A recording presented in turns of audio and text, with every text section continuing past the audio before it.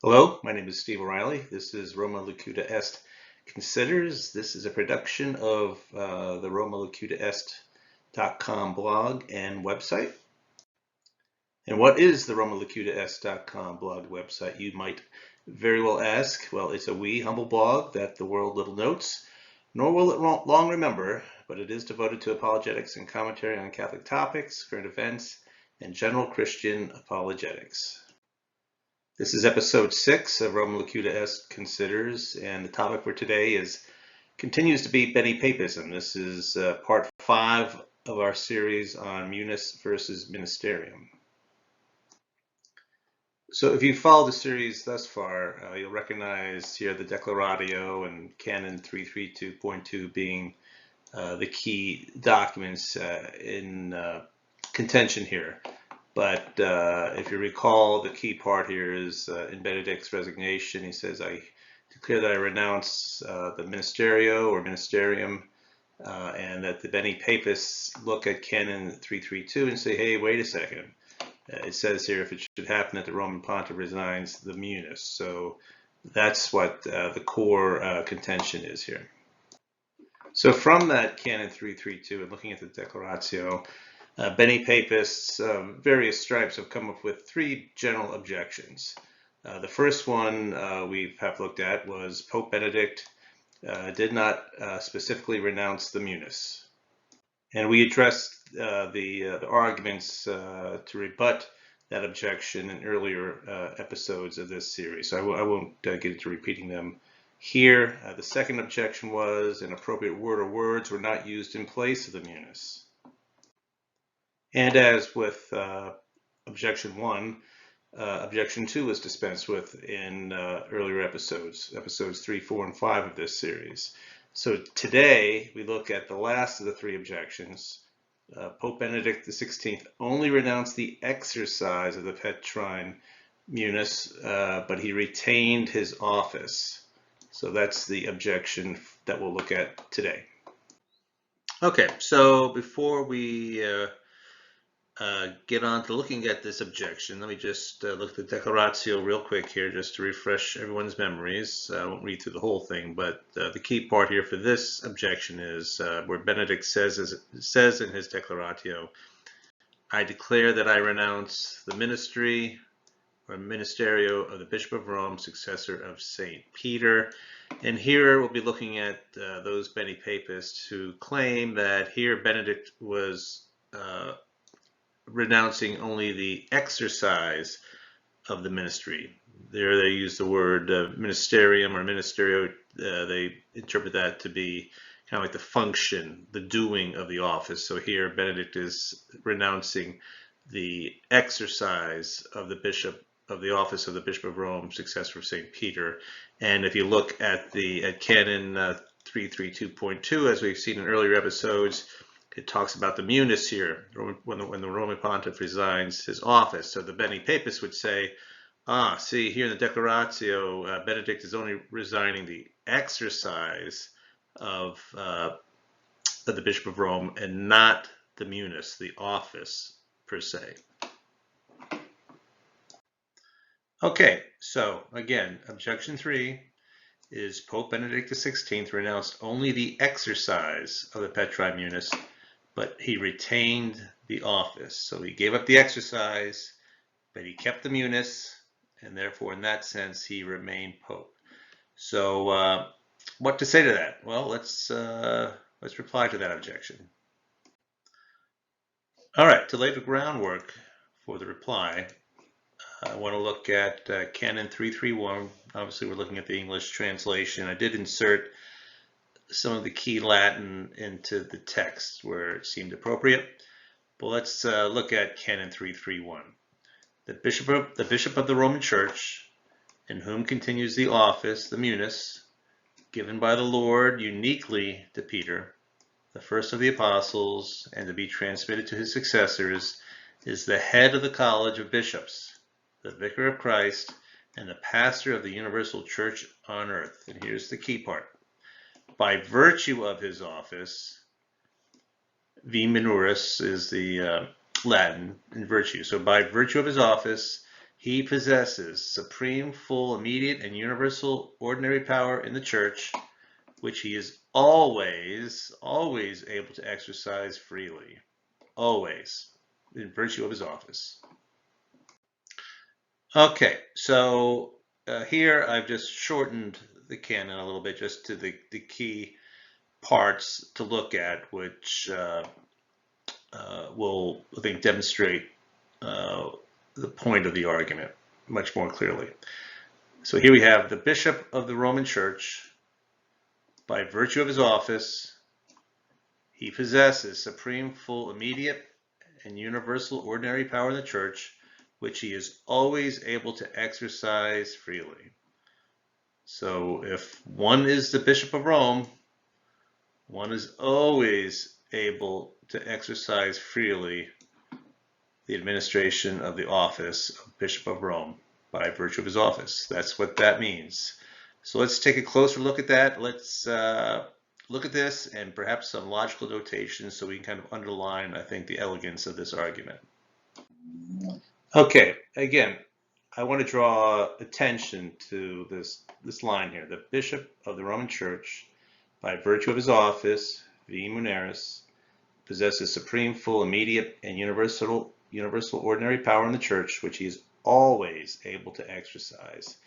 And to kind of underline the significance of that, first, I want to just draw your attention to this set of logical notations. So we have here P, then Q. What that means is if P is true, Q is true. So whenever P is true, then Q is true. That will be always the case. So you say that P entails Q. So whenever P is true, Q will be true as well. So let's move on. So then we pull up another set of logical notations. So recall up top here, whenever P is true, Q is true. So whenever P is true, Q is true. Okay. So what does that imply then? What does it mean? It means that if not Q, then not P. In other words, that if Q is false, then P is false. Because remember, if P is true, if Q is true whenever P is true, that means if Q is not true, then P is not true.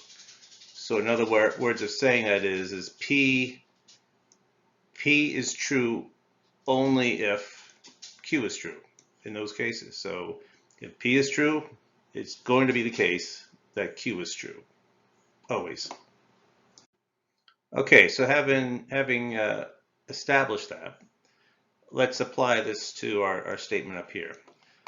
So we know if P is true, then Q is true. P, then Q. P is true, then Q is true. So let's apply this to our statement. So the Supreme Pontiff, in virtue of his Petri Munus, has the right to always be able to exercise the Petri Munus. And that is in the form of P then Q. We know if someone is the Supreme Pontiff, then it's always true he has the right to always be able to freely exercise the Petri Munus. That is what the canon says. The Bishop of Rome, by virtue of his office, he possesses supreme, full, immediate, and universal ordinary power in the church, which he is always able to freely exercise. So we know that's true. All right, so what does that imply for our other set of logical notations? We know before that if Q is false, then P is false. Or in other words, P is true only if Q is true. So what does that imply then, again, looking at our canon, the implication of the canon here? Well, it means that if one does not have the right to always be able to freely exercise the Petri Munus, one is not the Supreme Pontiff, right? Because as we've seen up here, the Bishop of Rome, by virtue of his office, he is always able to exercise it freely. So if you don't have the right to exercise it freely, then you're not the Pope, right? So that just simply follows. Okay, so what follows from this analysis? Well, consequently, if the Supreme Pontiff renounces the right to be always able to freely exercise the Petrine Munus, he necessarily renounces the Petrine Munus, because the office per se, v muneris, entails the right to act. Remember, if P is true, then Q is true. The Supreme Pontiff always has the right to freely exercise the Petrine Munus. But if you have a case of not Q, then not P. If he does not have the right to always be able to freely exercise the Petrine Munus, he's not the Supreme Pontiff. So what does that mean? Okay, so what does this all mean? Let's bring them all together.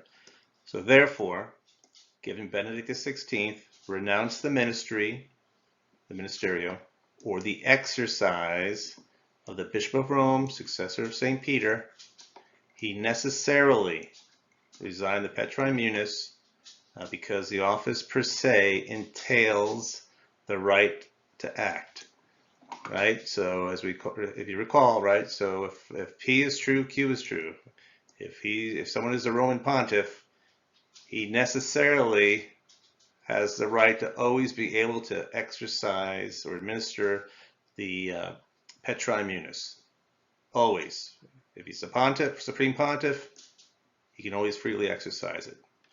If he's not able, if he doesn't have the right to freely exercise it, then we're talking about someone who's not the Pope, right?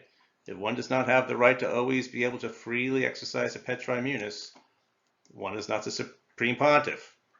So as we looked at next was, well, consequently, if the Supreme Pontiff renounces the right to always be able to freely exercise the Petrine Munus, he necessarily renounces the Petrine Munus because the office per se entails the right to act. So I think this is basically a very elegant argument. I can't take credit for it. Father John Rickert, who I have mentioned his name before in this series, he wrote an article, Munus, Ministerium, and the Pope, on the W.M. Briggs website back in April of 2022. I actually came to know Father Rickert while I was drafting my book, and out of the kindness of his heart, I was able to include some extensive citations of that article in my book. So here I'm going to sum up the argument, which again was Father Rickert's argument, and these quotes here are taken directly from his article. So in terms of summing up the reply to the objection, well, the Supreme Pontiff, in virtue of his office, has the right to act pursuant to that office. That's Canon 331. We just read from that. If a pope renounces the administration of his office, he necessarily renounces the office itself, because the office, v muneris, it means in virtue of the office, entails the right to act. Thus, Pope Benedict's renunciation of his administration entails renunciation of the papal office. So if the Benepapists want to say that the Ministerium or the Ministerium is the exercise of the office, then even in that case, Pope Benedict's renunciation of the administration of his office entails renunciation of the papal office itself. And as Father Rickert goes on to say in this argument of his, is that because Benedict's renunciation of his administration entails renunciation of the office, that is why Benedict goes on to express the facts, what follows on from that. He goes on to say in the Declaratio, that's why the chair of Peter will be vacant. And that is why also there has to be a new conclave to elect a new pope. That's what follows from his renunciation of the ministry. So I think any way you look at it, you have here a full and valid resignation of the papal office. So, in sum then, the objection, Pope Benedict XVI renounced only the exercise of the Petrine Munus, but retained his office. Therefore, his resignation was invalid, such is the objection. And as we looked here through the response to that objection, we can see that the objection has failed. So here again, I just want to give a quick shout out to Father Rickard here. If you want to just put this on pause, you can find the article itself for Father John's presentation of his argument. And then just as another shout out, that Father John, he has a great book on logic called Visual Logic, Seeing Classical and Modern Logic. I am not getting any kickback from Father John on this, but this is a great book right here. So you might want to check that. I definitely encourage you to check that out, and that's available on Amazon. All right, so this we're getting here close to concluding our 5-part series on the Munus versus the Ministerium, but I think we can do a quick run through of what we have concluded. In this 5-part series, we looked at 3 objections. The first, Pope Benedict did not specifically renounce the Munus. We showed that that was not a valid objection. We showed that there's no canonical formula that requires the use of the word Munus to make it valid. We saw in Canon 332.2 that that does not even require the use of the word Munus to make a resignation valid. And then in addition, we looked at kind of historical precedent and saw that the use of the word Munus is not required. In fact, we looked at a collection put together by Benepapists VIII called the Liber, I should say Liber Sextus. That's a typo there. But we saw that there the word papacy was used by Celestine V, and there's no indication, there's no statement at all of any requirement or formula for a valid papal resignation.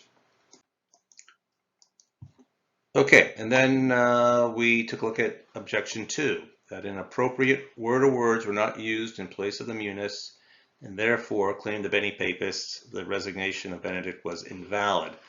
However, we have several replies to that, each of which are sufficient to prove the objection fails. First, we found recognized authoritative reference sources that show that Ministerium and Munus are synonyms. We saw in Stelton's Dictionary of Ecclesiastical Latin that they have overlapping definitions.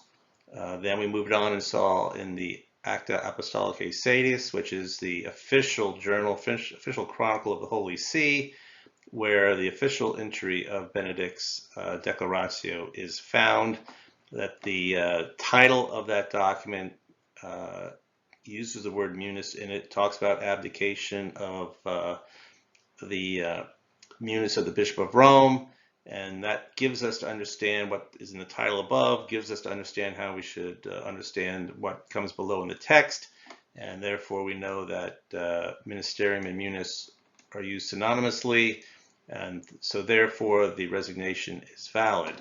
And then we moved on to Lumen Gentium 18 through 20. And there, from that analysis in an earlier episode, we saw that a Munus is a ministry. And given that the Petrine ministry entails the Petrine Munus, if one resigns the Petrine ministry, one necessarily resigns the Petrine Munus. And then we finally saw that Benedict's renunciation of the ministry of the Bishop of Rome, successor of St. Peter, entails renunciation of the papacy, because the term or similar types of phrases or titles were used in other papal documents or masses, or the coronation, or the installation masses, or masses of inauguration of the Petrine ministry for popes, going back several popes. So that the use of that title, Ministry of the Bishop of Rome, successor of St. Peter, therefore entails the Petrine Munus, and therefore the resignation is valid. And then, of course, in this last video of the series, we just saw we just dealt with the objection that said that Benedict renounced only the exercise of the Petrine Munus, but retained the office. Therefore, his resignation was invalid. Such is the claim of the Benepapists. However, it was demonstrated that if one resigns the exercise of the Petrine Munus, one necessarily resigns the Petrine Munus itself. Therefore, even if one wants to push the definition here to be exercise of Petrine Munus, it still follows that Benedict validly resigned the papacy. Okay, so again, here are the resources. Feel free to put on pause so you can check these out at your own leisure. All right, so that ends part 5 of our 5-part series on the Munus versus the Ministerium. But yet, we're not yet done with Benepapism. I would just say up front that the replies in this 5-part series are enough to debunk all of Benepapism. However, we will continue to explore some other facets of Benepapist claims. Coming up in the next video, we will take a look at the Benepapist appeal to Canon 17. So we will talk about that. So again, thank you for staying with me through this series. I appreciate it. Hopefully I'm getting a little bit better at this, the use of the technology. But I thank you for your time and attention and patience. If you like this series, please hit the thumbs up and subscribe, as they say. But if you don't like it, you can hit the thumbs up anyway, or go ahead, hit the thumbs down, and don't subscribe. But stay tuned for Benepapism Canon 17. That should come up in a future episode. Thank you for your time.